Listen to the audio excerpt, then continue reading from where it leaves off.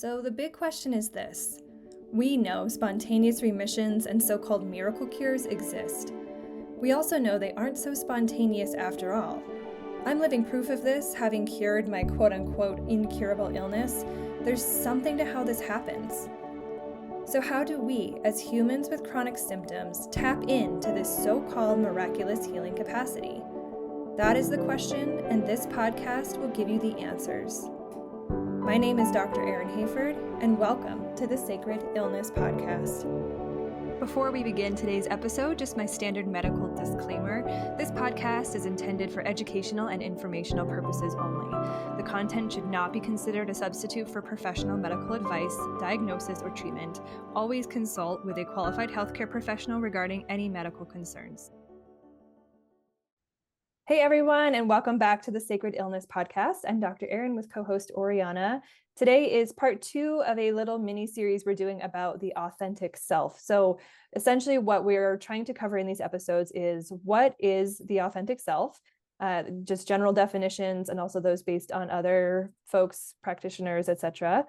How do we get away from the authentic self? What does that look like? How does that manifest? And how are the different routes that we can get away from who we truly are when we come into this world? And there's a lot of different ways to look at that, to understand how we get away from the authentic self, different schools of thought, different mechanisms, different coping things that people talk about. So in the last episode and in this episode, we're talking about different archetypes that we can take on as children, and also who our parents might take on as parental archetypes, as ways that can, influence the way we show up in the world, and therefore get us away from our authentic selves. So these archetypes are personalities or personas, so to speak, that are not truly who we are, but they are a response to something. So again, last time we went over the parent archetypes and talked about how parents can show up in the world and what that might look like and how that might influence us and cause us to step away from who we truly are in order to better mesh with who our parents are. Today, we're going to talk about the child archetype. And I think a lot of us are going to relate to a lot of these. We all have probably at least one of these that shows up today in our lives. And they're not necessarily, there isn't a one-to-one correlation like this parent archetype leads to this child archetype. As we discussed last time, parents can have many different iterations of the archetype show up in their own life. And so same for us with these child archetypes.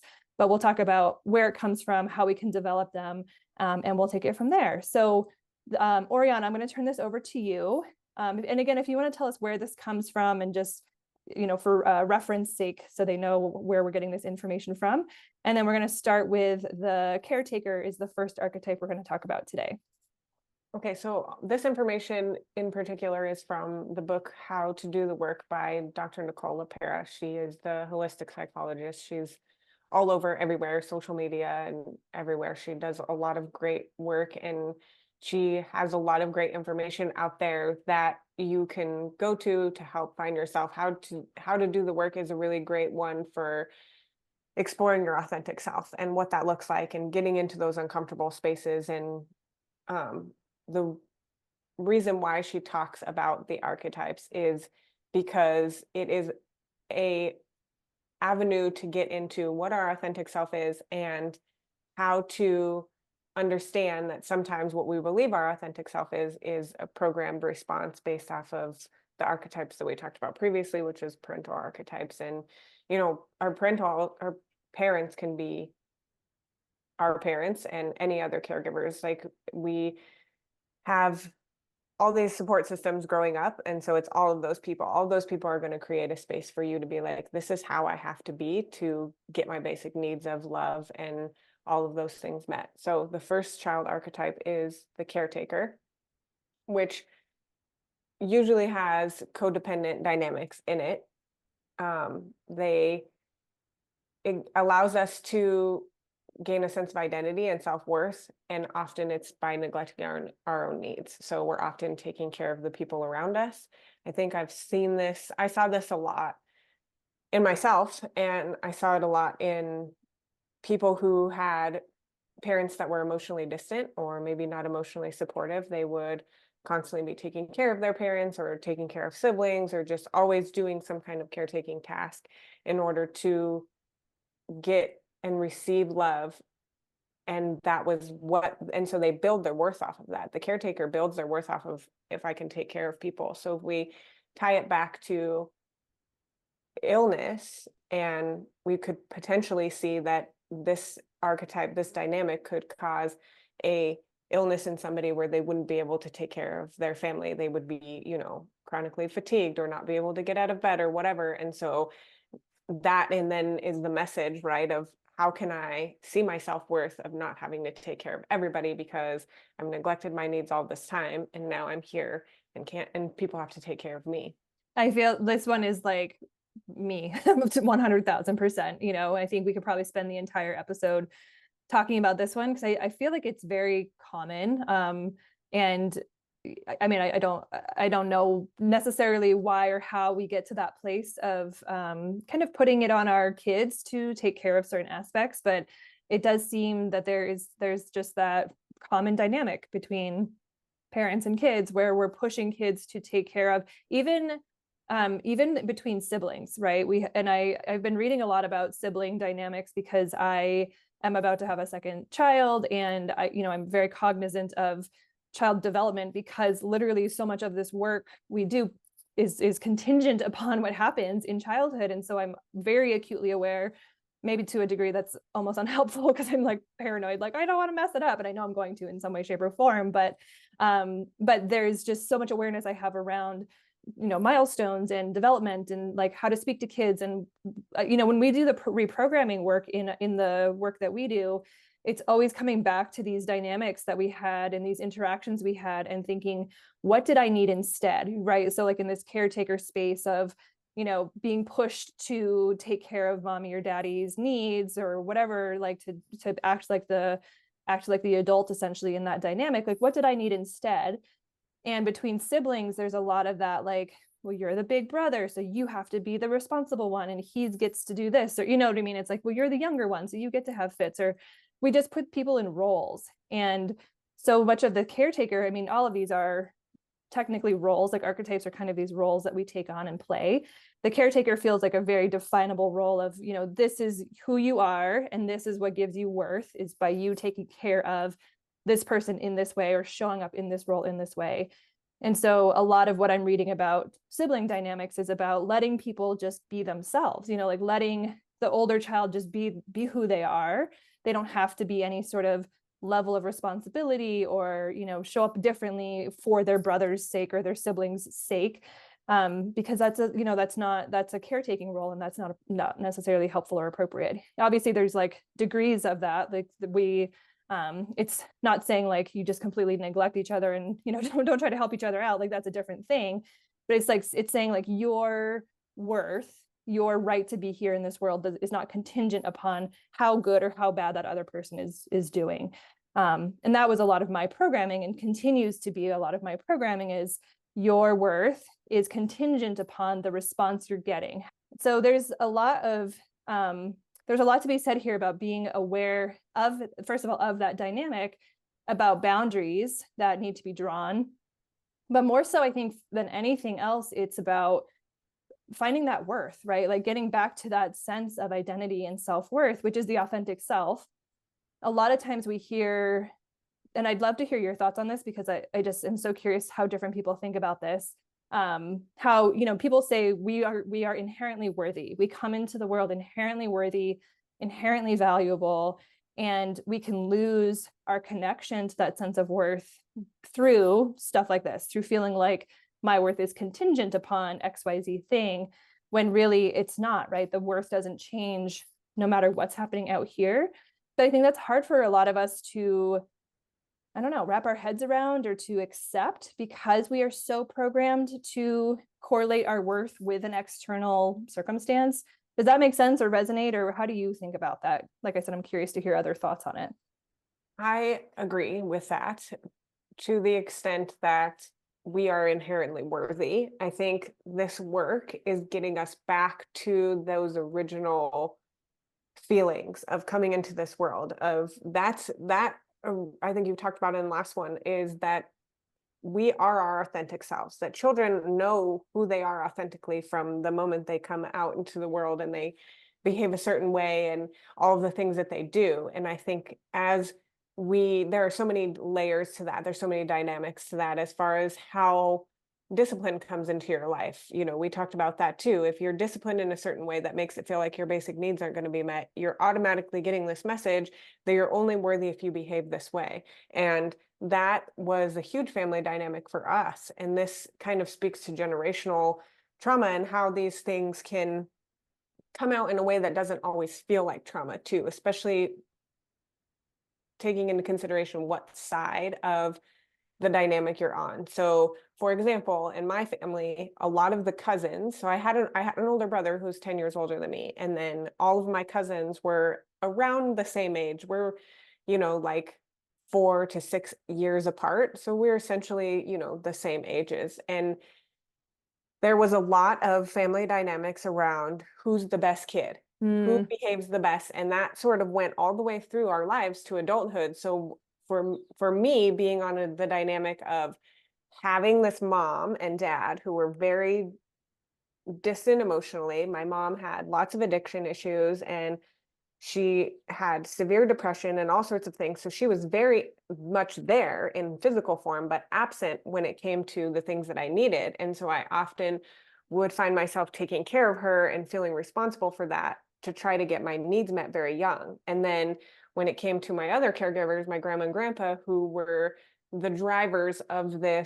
these kids are the best kids and this is the best way to act and that type of thing, I fell on the other dynamic of look at how good Oriana is doing and look at how great she's raising her son. And, it was a lot of that. And so it wasn't, in the moments, it felt nice and it felt healthy. But then as I started to see it play out in the other members of my family, my cousins who were growing up and wanting to have children and wanting to, get jobs and buy homes and do those things, I started to realize that it wasn't actually a healthy dynamic because what it had created was this competition with each other that if I can't do what she's doing, then I'm not good enough. And it was, and a lot of the conversations would end up that way. Well, I was also the family mediator therapist, I guess. And so when something was wrong, I would go to those people, specifically my cousins, and be like, what's happening? What's going on? And they'd tell me all this stuff in their life. And they'd be like, I'm never going to be able to live up to what you're doing. Yep. And then when they started to have kids, I was the first one to have a child. And so when they started to have kids, then it was like we started pitting our kids up against each other, where it's like, oh my gosh, your kid is the cutest and they're always dressed so nice and they always behave all the time. And my kids are never going to live up to that. So it trickles down into these places where sometimes it can feel like, oh, I am doing really good because I am getting this validation that I am the best one in the family, but it actually wasn't a healthy dynamic at all. It was continuing to feed that space of worthiness. So what happens if I fall from grace? What happens if I'm not making that amount of money anymore and my child does turn feral and dirty? And like, what happens if all those things, then I'm inherently not worthy. And so now I'm working and working and working and neglecting my own needs and creating this insane dynamic to keep up this pedestal that I've been put on that I actually didn't choose. It was chosen for me. And I then believed that that's who I was and that's how I needed to behave. And if I can't, then I'm not worthy of my family and all of those things, which in theory sort of came true for me. But what I realized is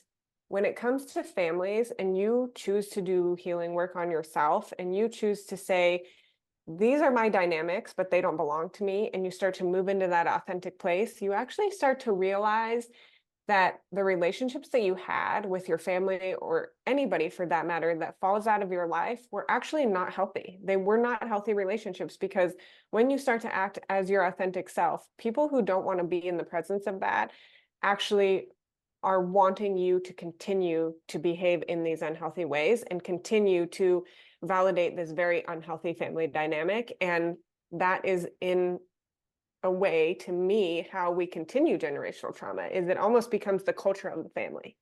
And so if you decide I'm not going to do that anymore, then you are going to get pushback from most of the people who aren't willing to say, these are my dynamics and they don't necessarily belong to me, and I can actually move out of them and do something different. And it ends up being something that is really much more nourishing. It's just that in between from the program to the authentic self that's really uncomfortable and can bring up all sorts of things. Yeah, I think that's the hardest part of doing the work. And I know that's how Dr. Lapera talks about it too. I think she calls it like doing the work, or like finding your, doing the healing work, being on a healing journey, is that it's uncomfortable. And we talk about that a lot, but part of what is uncomfortable is the potential for relationships that have always been part of your life to they don't always have to fall off and go away completely, but they change, right? Like that's the inevitability of when you change what's going on internally, it inevitably changes what's happening externally because you're showing up differently. And that's, I think, the interesting thing about the archetypes, particularly the child archetype, right? Because it's like the parents raise the child who then develops this archetype. And then there's this expectation that that's how you're showing up in the world. And whether that is in relationship with your parents, with your spouse or, partner or friends or whomever, you are playing this role. And when you start to change that role, people have an expectation that you're going to show up a certain way, but then you start to change it, and it's hard for everybody because they want you to be who you've always been for them. And you are wanting to oftentimes maintain some semblance of a connection to them, maybe, right? But it's just hard. One of the things that's talked about in this healing work is the grief process that we go through, because it is a loss, right? There's a dying off of a part of us and a rebirth of something new. And as you said, that rebirth, that new person, which really, it's not a new person. It's like, it's you who's always been there. It's just letting them out, right? So it's showing up in a way that you maybe never have shown up before, but it's always someone and something that's always been there. But either way, it is, it's a shedding process, and there's always going to be grief with that, even if it's beautiful, positive grief. It still can be very sad and hard. But it is a way that we can stay stuck very easily. It's kind of like towing that line between the old self and the new self. And like, I see that in myself where I take on or go back to old behaviors when certain people are around, because I have not yet figured out how to be in that new self around certain people. And the other side of it for me too, and maybe you've experienced this, is that the new self feels vulnerable, right? Because she is someone who has less armor on, and she doesn't have all these layers that's protecting her between the outside world and this, this more tender, authentic inner self. And we were talking about too before the recording is, when you're really sensitive, obviously you feel a lot more too. So when you're a sensitive person and you're taking off these layers and you're kind of like, here I am world, that can feel really scary, because part of the armor, part of the layers that you put on, and part of the these archetypes you take on is its protection as well. And that's the whole thing I think we need to keep driving home about this authentic self, is that the authentic self is who you will and would be if your needs were completely met as that person. We develop archetypes and different personas and different ways of showing up in the world because our needs are not met in that authentic space. And so we have to develop inauthentic ways of showing up, different ways of showing up than we would otherwise, in order to get needs met. Hi everyone, Dr. Erin here. So by now you're starting to get an idea of some of what the sacred illness paradigm is all about. The sacred illness paradigm is all about this question of, what is your illness inviting you to become? What is it that lies within each of us that allows some of us to acquire so-called spontaneous healing or remissions? And what is the key to unlocking that innate self-healing capacity in each and every one of us? The Sacred Illness Blueprint is something that I developed as a guide to help you walk through this process step by step, to learn how to move deeper and deeper within yourself, to find these layers of dysregulation, of trauma, of limiting beliefs, of things that you're holding within your system that are keeping you small, stuck, and sick. Ultimately, if we ignore the mind-body connection and are not exploring the ways in which our nervous system continues to be dysregulated or in a chronic state of activation and stress, any healing modality modality that we put into our body from the outside in is going to be less effective, if not effective at all. So if you are currently feeling stuck, lost, confused, or disillusioned in your healing journey, feeling like you have tried so many things, you have tried so many modalities, you have worked with so many providers, and you're just not seeing the results you want, know that this is normal, and of course you're not, because this foundational mind-body connection is often, if not always, missed in all of these modalities. And just like we can't build a house on top of sand, our healing cannot grow and blossom and be strong and successful if the foundation is not laid first. So rather than doing something different but similar to everything you have tried before and expecting different results, I encourage you to consider doing something different altogether. This is where I invite you to explore the Sacred Illness Group Coaching Program. This is a low-cost monthly membership option that I have created. It's constantly open, constantly enrolling, where you can begin to explore this completely different way of engaging in your health, in your body, in your illness, and in your healing process. What is provided inside this group coaching program is the blueprint that lays the foundation and lays the path out for you to follow to begin to explore these deeper aspects of health, to truly get at the root of what is causing your illness, and from there allowing all other modalities to blossom so that you can actually start to see the changes and the healing take place in your body that you have been expecting and wanting all along. If you're ready and want to learn more, head on over to aurorasomatic.com, and at the top of the screen, click on Group Coaching, where you can read all about it and become a member today. I can't wait to see you on the inside, and for now, let's get back to the podcast. It's so interesting. Like, I think this is something I want to spend some more time thinking about and maybe do a different episode on, is how worth really seems to be like that core piece, like how worthy we are. If we don't feel like the person I just came into this world being gets my needs met, immediately our worth is like the first thing is that is impacted. Or maybe our authentic self is our worth. I don't know. There's something there that I want to kind of work out. But that worth is it's so important to feel worthy, like just innately worthy of being in the world.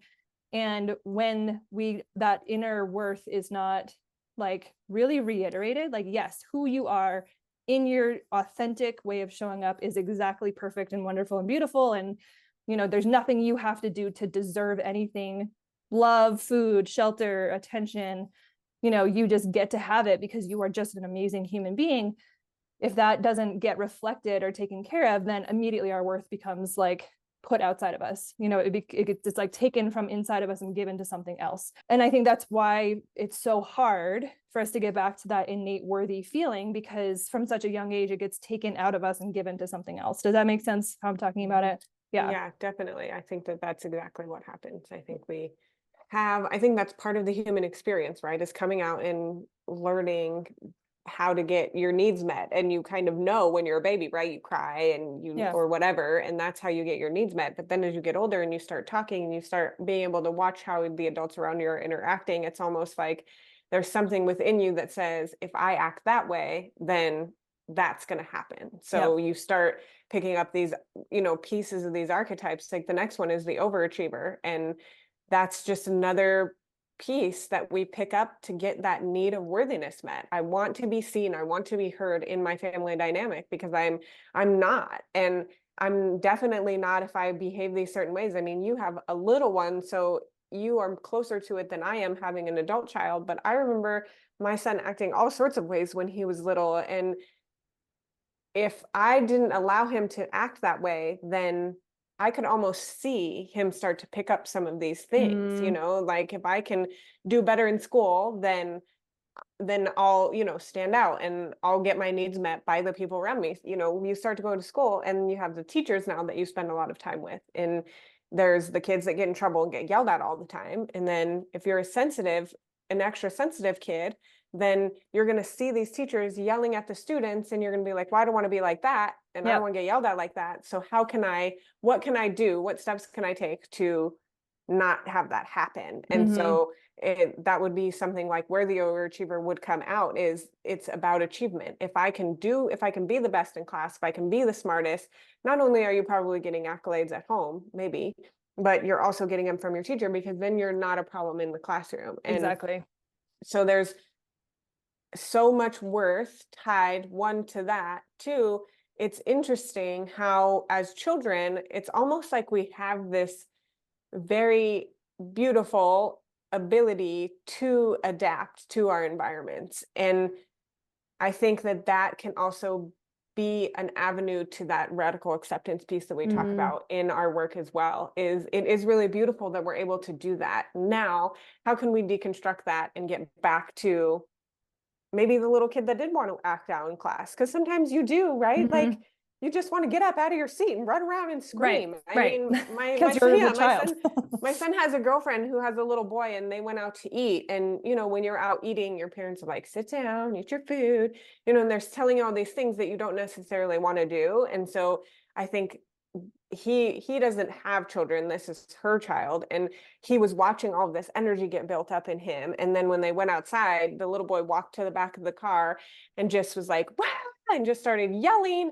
And his mom was like, all right, did you get it all out? Are you ready to go? And he goes, no, I think there's more in there. And he's like 4 years old. So he knew innately what he needed to do. And by allowing him to do that, even though there were people around or whatever it is, you allow your children to be their authentic self in those moments. And so it's like they can start to hold on to some of these worthy pieces of them, versus if you didn't have that, like someone like me, if I would have done something like that, I probably would have gotten spanked. So it just continues to diminish your worth. And so I think you can even see levels of how we attach to these archetypes as a result. We can be very much, like you said, 1,000% you were the caretaker growing up, and 1,000% I was the overachiever mixed with the caretaker. And I was so attached to that identity because I didn't ever have those. I had very little moments where it was like, it's okay to be you. It's okay to be who you want to be in these moments. And so I think that that is something to explore within worthiness too, because I'm sure that there's levels of it that we feel. Sometimes we feel like there's no worthiness, especially if we get sick and we can't fulfill these things that we think make us worthy. And so what is the level of that? I think finding that level is a good place to start, as far as, how much, maybe not how much work you have to do, but how much more love and care you have to give that little version of you. That's like, it's okay to run outside and yell now as an adult. That was something that I saw somewhere, that it was like, what if we did that? There was a video of little kids running around just making noise and doing, like exerting energy out of their body that is getting trapped in there. What if we did that as an adult? If we just went outside, like we were overwhelmed in a store, we went outside and did a little dance, we would probably feel better instantly.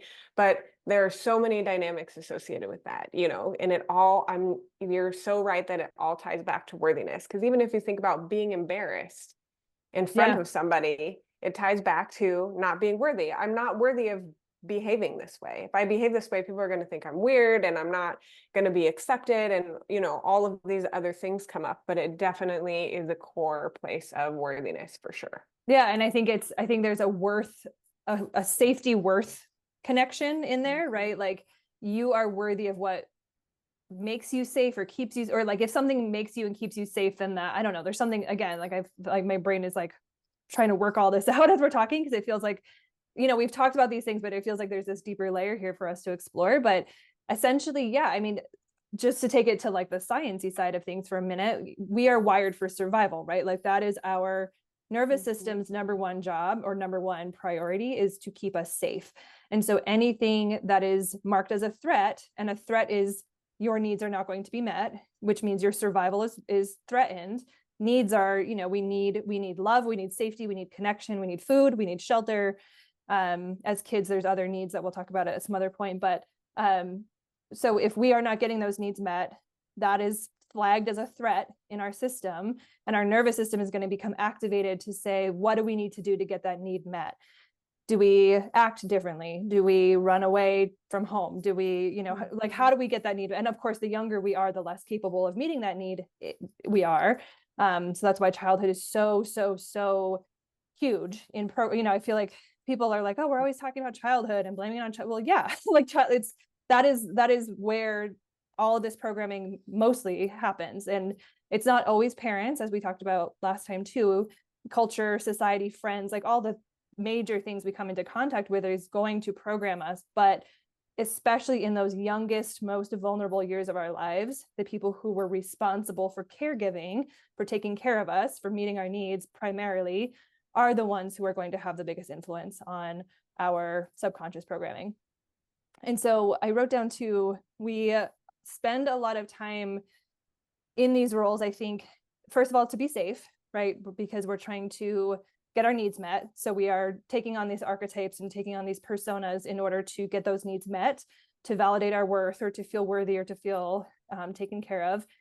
And also it feels like there's a lot of energy behind these archetypes in avoiding unwanted attention. So, you know, especially if there's like punishment involved in some way, shape, or form, again, feeling uncomfortable is a threat. We don't want to feel uncomfortable. We don't want to feel like someone is mad at us. We don't want the relationship to be threatened, because if the relationship is threatened, then that threatens our safety. That threatens our connection to the person who is going to potentially, you know, be feeding us and giving us shelter. And so we're trying to avoid things. That's what these are coping mechanisms, and they're all ways to help us show up in a way to avoid unwanted attention or behavior. So yeah, so the overachiever is about avoiding failure, or avoiding getting in trouble, or avoiding being less than. And even when you were talking about you and your cousins, right? Like that's an overachiever, obviously, situation. It's like that one up, like trying to constantly be the better, whatever. And in comparison, going back to the sibling stuff I've been reading about, they talk about how when we are doing that comparison, obviously when we compare someone to someone else, there's a natural competition that is instilled in us. And so that is, again, we're not honoring the authentic version of every individual human. Like, yeah, Oriana's really good at this, and this person's really good at this, and not so much at that, but that's okay, because that's not who they are, right? There's not this honoring of who you are as an individual. It's almost like there's like a level playing field that everyone has to be at this level. And if you're not, then you're bad, or you're not worthy, or you're not good enough. And so it's really like, I think so much of our, and this is me going, you know, philosophical on us, but like there's so much in our culture and society that's about one size fits all. Like you have to have this kind of income and have this kind of family and do this kind of thing and have that kind of car. Like it's this constant like keeping up with the Joneses culture that we live in. And if you're not at that level, functioning here, making this money, then you are somehow not worthy, or you're not, I don't know, you're not just not a good person, or whatever the belief is. So we really are not this culture of honoring individuality and celebrating differences and celebrating uniqueness, and that some people are going to show up really good in this department and not so good in that department, and that's okay. Like we don't allow for people to just not be good at something and just to not have a skill set, or have, you know, we don't make space for that. And so it creates this very inauthentic dynamic that, you know, we all are trying to like play up in and compensate for in some way, shape, or form. So yeah, so the overachiever makes sense. Like we talked about that one. And then the underachiever, and I was kind of thinking that like, obviously we talked about this last time too with parents, how kids can react either by like overcompensating, and then there's some of us who just like undercompensate and fall off the map. So will you talk to us about the underachiever and how that shows up? So I think that I have a really good example of this that I can use from my personal life. And before I say that, just both of these, the overachiever and underachiever. So my family dynamic, being a person that comes from a family of people of color, I can deconstruct that down to that behavior. The reason we were put up against each other and those things happened, I saw both of these happen in my cousins. I was the overachiever. There were a couple of others who wanted to be overachievers as well. And then there were a couple that went the opposite direction of being an underachiever. And I think that having grandparents that grew up in the era of where racism was significant, it was so significant in my grandparents' lives that when my grandma and grandpa bought a house, they wouldn't allow my grandpa to be there. So my grandma is also a person of color, but she's lighter skinned. So it made this, real estate agent feel more comfortable than having my grandfather there, who is very much indigenous. He has very dark skin. He's, Navajo. He came from a reservation. And so he was very much that. And so they wouldn't allow him to be there for any of the clothing or any of the things associated with that. And that was a very significant story for us growing up. And then my dad did a lot of work with racism in the workplace and coexisting in the workplace as a unit and not, looking at the skin color. And so as a result of that, I grew up in this environment with two families that were significant in my life that were given that message, and that was the message that they continued to give. They were given that message young, and now they were giving it to us, that as people of color, we have to do better. We have to be better. We have to work harder. We have to do all of these things to be seen in society. So that's just an example of how it's not just our parents. It very much is other layers. As society, we create these things in these spaces through not only, things like racism and things like that, but marketing and consumerism and all of these things that are related to that only continue to almost hammer home that we have to fit in one of these things. We have to be the overachiever. And then of course the underachiever isn't as accepted. It's almost like if you're an underachiever, you're even more of a black sheep in society because you're not doing anything. And so in my opinion, from the nervous system piece, it's like the freeze. You're in freeze. You withdraw all the way back. And so my personal experience of being a stage parent and pushing my son to be better from what I thought was a place of love, but it was just me continuing on with this unhealthy dynamic that came from my family. I just thought it was different because I was pushing him in different ways. I thought I was doing it from a place where I saw all of this potential in him. And so I was pushing him from that place where I felt like my family was not pushing me in a place of my potential, but versus this is just what you're really good at. And so that was just what I had to be good at, whether I thought I was or not. Yeah. And so then instead of him becoming an overachiever, he became an underachiever. He did really well all through school. And he was really smart. He was, always given accolades about how smart he was by everyone in his school and just everybody that he ever met. And then high school hit. And after his freshman year, it was like he wasn't going to class. He wasn't doing his work. He was, doing all of the things that I didn't want him to do because that was what I was trying to prevent, is from him going in that direction of, now I'm afraid of failure, so I'm going to try to be invisible, basically, is what the underachiever is. And so now he's in his 20s and he's trying to, no, I wouldn't say dig himself out of that hole, but he's trying to understand that it's okay. Like part of his human design is to fail. You're supposed to fail. You're supposed to do lots and lots and lots and lots of things until you figure out what really is your niche, what really you enjoy and what really you love, and where you can put all of that energy in that creates the energy for society. And so he's now learning these things about himself and trying to understand why he chose to be an underachiever. And now that he has another option, that he doesn't have to be invisible, that all of these qualities that he had that I was trying to bring out in him just in an unhealthy way, he's learning for himself, and he's seeing that he actually can behave in all these authentic ways, and people are still going to love him, and he's still going to get all of the things that I thought he was going to get if I pushed him, versus just allowing it to unfold naturally. Because now I see, had I just let it unfold naturally, he probably would have been perfectly fine, because there was no need for that. He already had those things innately. And so I think that's something that we can do as parents that isn't necessarily like a toxic trait or a behavior that would cause us not to speak to our parents or something like that. It's not an abusive trait. It just is a place where we want our children to do so well. And we believe that that we can see these abilities in our children, and we believe somehow they don't see them in themselves. And so we start pushing them in this direction. We're like, see, look how good you are at this, see. And rather than just letting them be little people and actually being guides for them versus, feeling like we have to have some control over what they're doing. Totally. Yeah.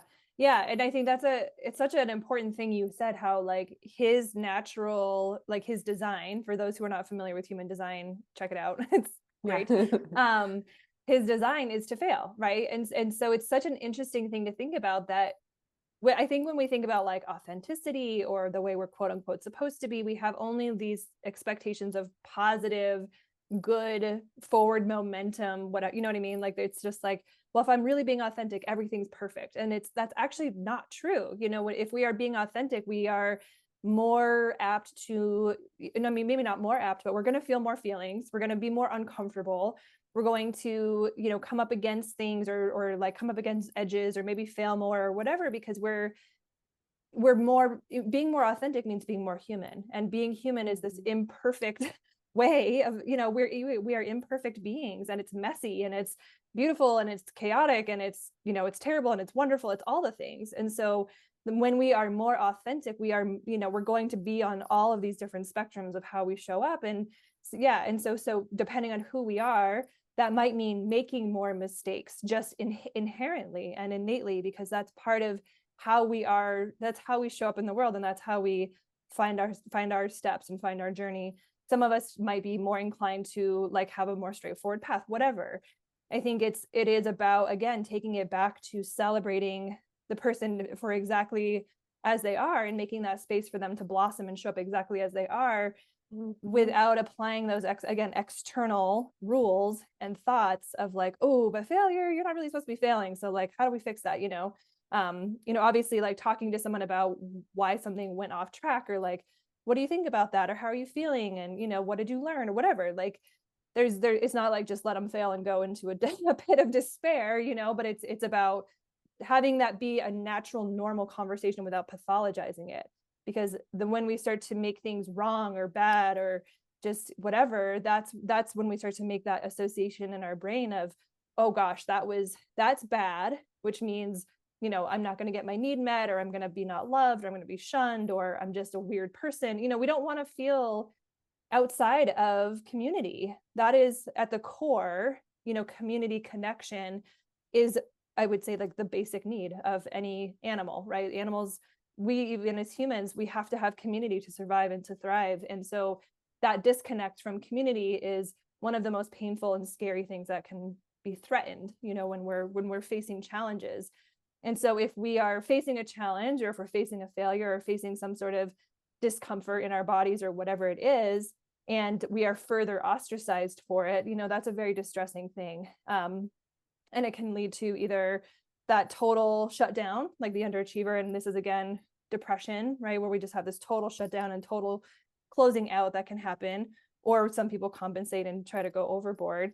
But it says, just the notes that you sent me too, to look at that too, they take themselves out of the emotional game before it's ever played. This is the underachiever. It's like, I'm not even gonna put myself out there to risk, you know, losing something, or having having my emotions seen and hurt and not met, or something like that. So it's just like, I stay small, I stay invisible, I gain nothing, I lose nothing, you know, and maybe I'll get my needs met by doing that. And I was thinking too, as you were talking, how that's kind of my MO. Like, I'm someone who, when I feel, when I'm not like meeting the needs, like, to go back to the caretaker, like if I'm not meeting the needs, that I tend to move into an underachiever space where it's just like all or nothing. Like, either I'm totally doing my job and everyone's happy and everything's satisfied, or I'm just going to shut down because I'm like, this is impossible, I can't do it. So, you know, it's like powering off a robot. Like, I just shut down.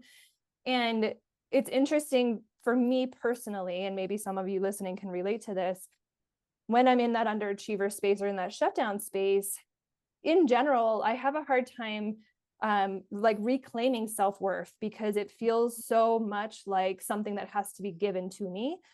I don't know if it's different for folks who are more on that overachiever side. Maybe it's just true for all of us, I don't know. You know, but people who have that energy of like, I'm going to go get it and I'm going to prove it, you know, I don't have that energy. I have this like, oh crap, okay, it's not working, I'm shutting down, I'll never have it. It's a very lack mindset. And so I have found it's really hard. Like, I'm really working right now on this dynamic of trying to really stand in my inherent worth. And I'm really struggling with this idea that like, I can just have it for myself and I can maintain it and I can stay in relationship with it, and it can be completely unaffected or unaltered by external things, because for me it is so tied to external things. Does that ring true for you, or how does that resonate with you, if at all?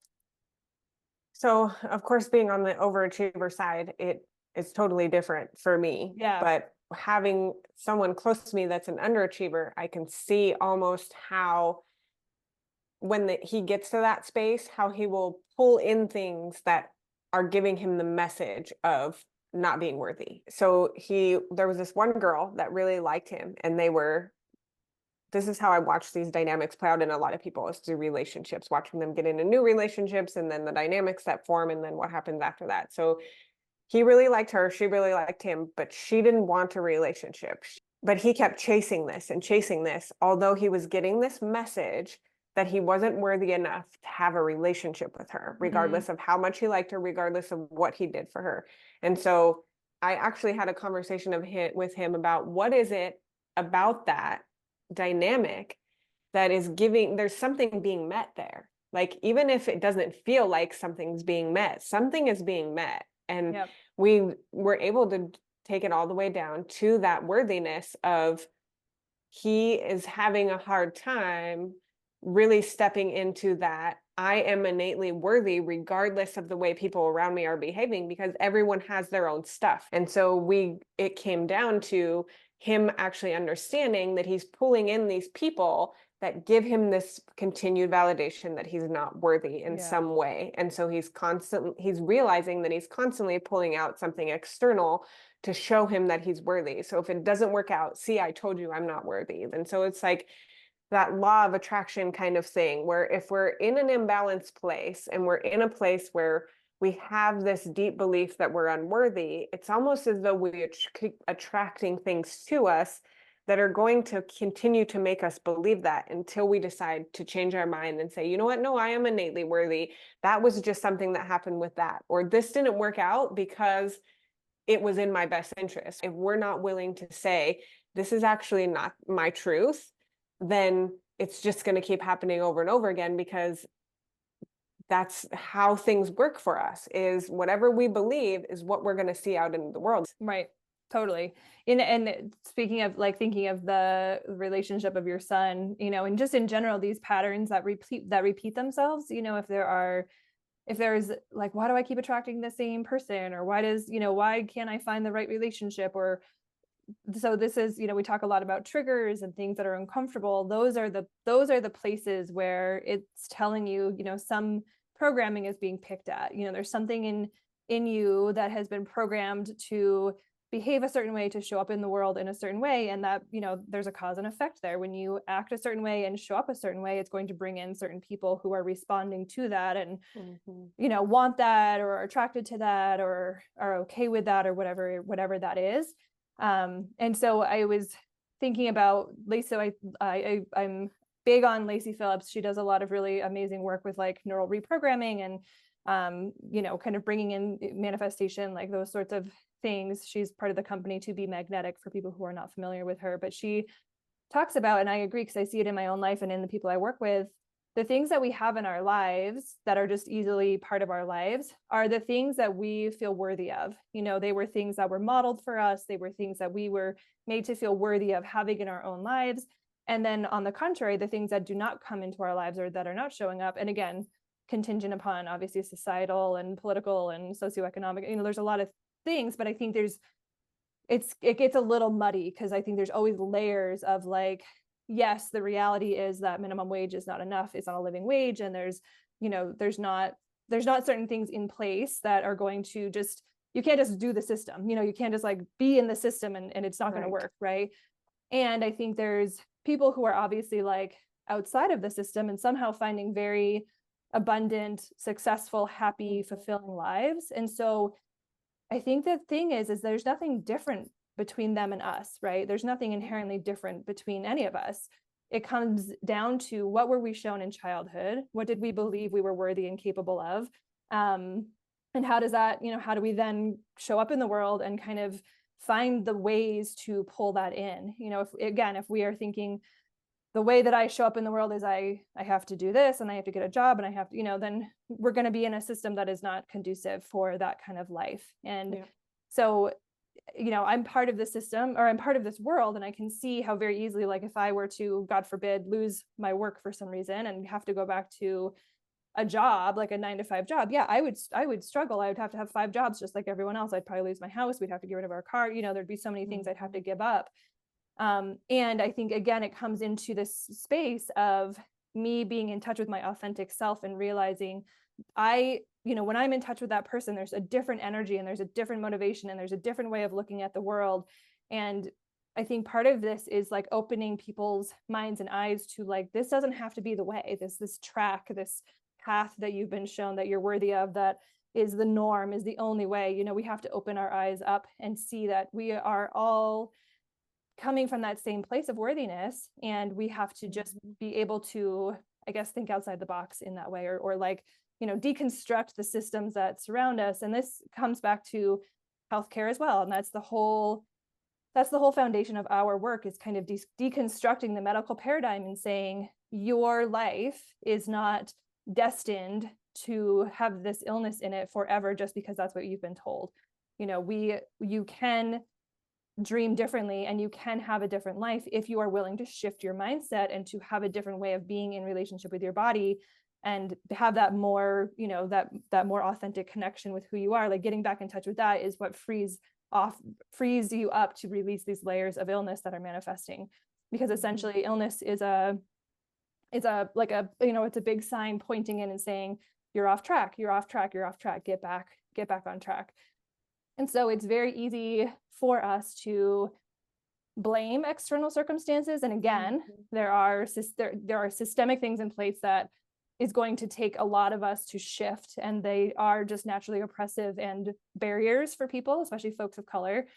And the other side of that too is there are things still within our power that are, and within our worth, if we can step into that we can start to claim and make traction on, if we are capable and willing to kind of open our mind to that different way of thinking about things. So yeah, I agree. I definitely agree with that for sure. I think that the systems themselves, just like the healthcare system and what we're teaching, I think the systems themselves can be an opportunity for us, almost showing us at this point and where we're at, how to step out and be our authentic self and to create something new and not feel like we have to do exactly the same thing that our parents were doing and our grandparents were doing, that it doesn't have to be like that.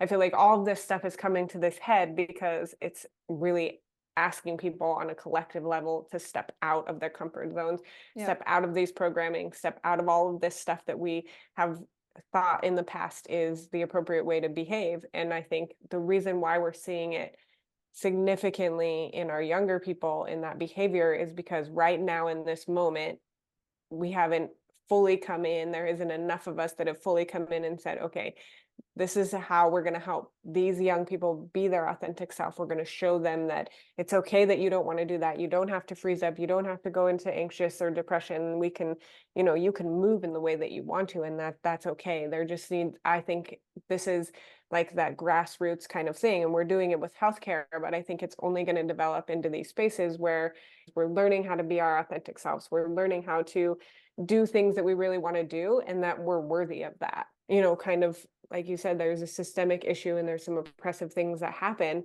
that stop us from believing those things. And I think it's going to change. I think it has to change, but I think we have to be willing to do the work, like Dr. Lapera says.